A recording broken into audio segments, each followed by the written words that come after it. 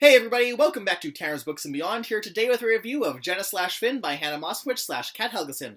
Ooh, that glare is gonna get bad. Oh, come on. Ooh, that's actually really nice.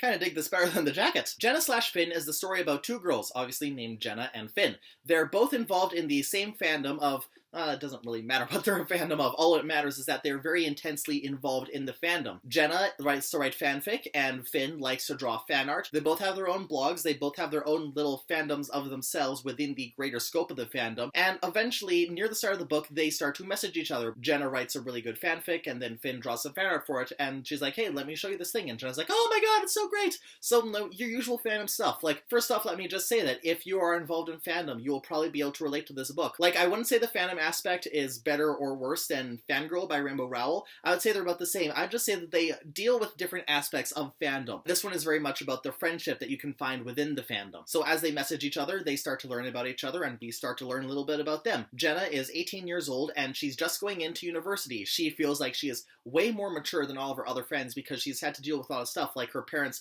sort of basically abandoning her. She used to be a former child star, which she doesn't like to talk about, and she has a history of mental illness, in which is never explicitly defined, but she does throw out words like pseudo-schizophrenic symptoms. Basically, when she doesn't take her medicine, she gets some paranoia, she gets some depression, and she starts to hallucinate things being on fire, which can be kind of an issue. On the other hand, we have Finn, who has just finished college, and she has just moved out to California to live with her boyfriend of 4 years. She's very much scared of growing up. She's trying really hard to hang on to that inner child that she's managed to keep going since she finished high school, so she really doesn't want to be looking for a job. She really doesn't know what to do with her relationship, especially when she finds out that the guy might even want to propose to her. Now, even though their friendship really starts to grow, the relationship starts to affect their offline lives, and it gets to the point where Finn's boyfriend starts to think that she might even be emotionally cheating on him, which Finn denies, but it's kind of obvious that that is pretty close to what's happening here. They share everything with each other, basically, and they go to conventions together over the summer, and then Finn basically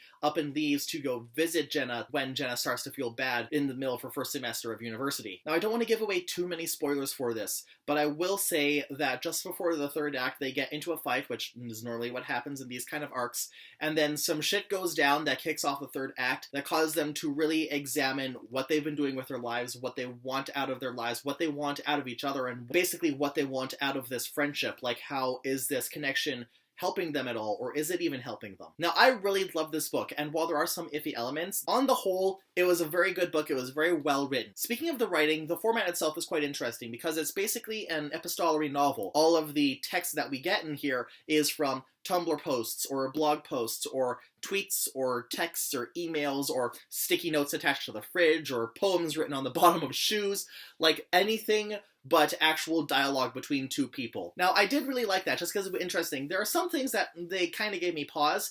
Mainly, a lot of segments take place with characters emailing each other back and forth, and it's like, while it helps with the pacing and it helps get everything out in large chunks instead of having to text each other back and forth, who the heck sends so many emails? Like, this is literally 20 emails being exchanged each day. It's not even this huge thing, but it just kept bugging me. Like, I send maybe 2 emails a month.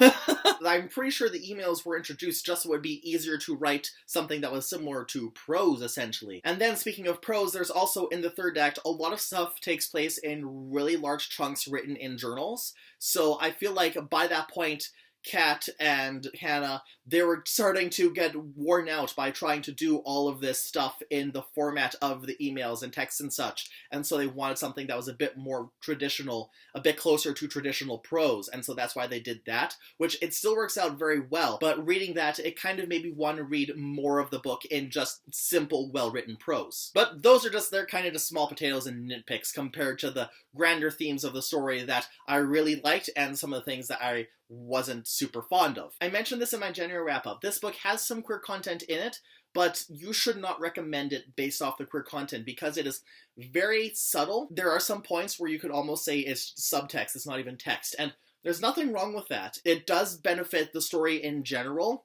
but it's like, It's kind of weird after reading so many queer books, and especially books written by Hannah Moskowitz, where you get in there and she's like, "Ah, this narrative is being so queer all up in here. We're spreading rainbows and acronyms all over this business." So then to come into this book, where one of the main conflicts is that these two girls, they're very close emotionally, but like, even in the book, they refuse to define what the relationship is. And so because things get so complicated in the book, it does benefit the narrative, but also makes it complicated to define things in the story. Now, we can confirm that Gena is probably bisexual, because while she has attractions to guys in the narrative, she also mentions how she has been attracted to girls. And so, yeah, she's definitely non-straight. And then I would also say that Finn is also non-straight, because while she never says anything about feeling romantic attraction to Gena, there are parts later in the book where Gena starts bonding with a guy, and Finn starts to feel jealous because she's not solely emotionally attached to Finn anymore. Now, related to that, there is one thing I need to spoil that it's not a huge thing, but if you don't want to get spoiled for it,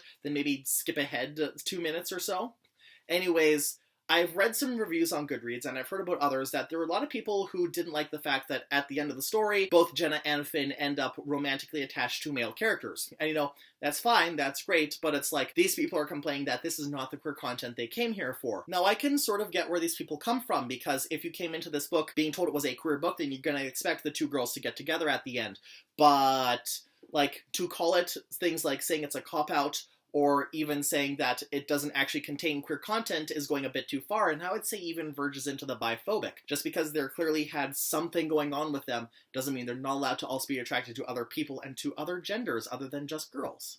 Anyways, I just want to say that, like, you shouldn't be coming in for the queer content, but you also shouldn't be the kind of person who says there's zero queer content, because there is some, it's just not what the book is about. The book is really about Jena's mental health issues. There's a lot of talk about how Jena's mental illness, it affected her as a child, and how it's affected the people around her, and how it caused her to become the person she is today. So I would certainly recommend it, but once again, I keep in mind, I'm recommending this based off the discussion on mental health. I'm not recommending it based off the queerness. The queerness is there, it's just, I don't really want to call it a queer novel, because that's not what it's about. God, I feel like I keep sending mixed messages about this book. It's a good book!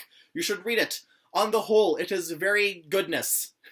And that's all I've got for you guys today. I hope you enjoyed it. I hope you're able to garner some insight as to whether you want to read the book or not. Hopefully you do. In the meantime, if you want to see some of the other stuff I do, you can like, share, and subscribe to my channel. You can also check me out on Instagram and Goodreads in the links below. So until next time, I'll see you all later.